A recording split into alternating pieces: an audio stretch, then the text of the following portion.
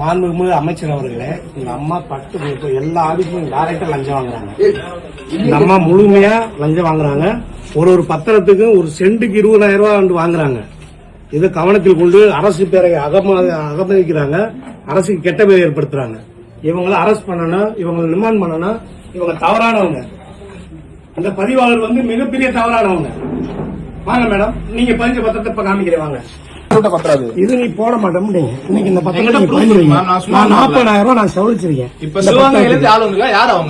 இப்ப எப்படி நீங்க இந்த பத்திரத்தை போட்டீங்க? எனக்கு மட்டும் ஒரு மாசம் உங்கள்ட்ட அலைஞ்சிருக்கேன். என்ன ஒரு நாயை காட்டி கேவலமா பேசுனீங்க. நீங்க எப்படி லஞ்சம் வாங்குறீங்க?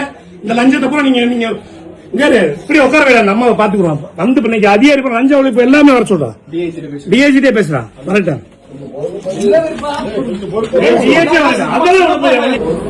மேடம், இன்னைக்கு நடந்ததுதான் நான் தகவல் அமைச்ச இடத்துல கேட்பேன். சிசிடி நீங்க எனக்கு போட்டு கொடுக்கணும். சிசிடி பிட்டு போட்டு கொடுக்கணுங்க. இல்ல அந்த கேமரா ஆஃப் பண்ணிருந்தா உங்களையும் சஸ்பெண்ட் பண்ண வைப்பேன். பாத்துக்குங்க. இன்னைக்கு சிசிடி கேமரா மறைக்கவே கூடாது. அந்த அம்மா எப்படி உள்ள இருந்து லஞ்சம் வாங்குது? நம்மகிட்ட பணம் சிசிடி புட்டேஜ் வேணும். நான் தகவல் அமைச்ச இடத்துல கேட்பேன். நீங்க கொடுத்தே ஆகணும். இல்லைன்னா உங்களை சஸ்பெண்ட் பண்ண வைப்பேன். நான் சிஎம் வரைக்கும் பேசுவேன். அந்த பேச்ச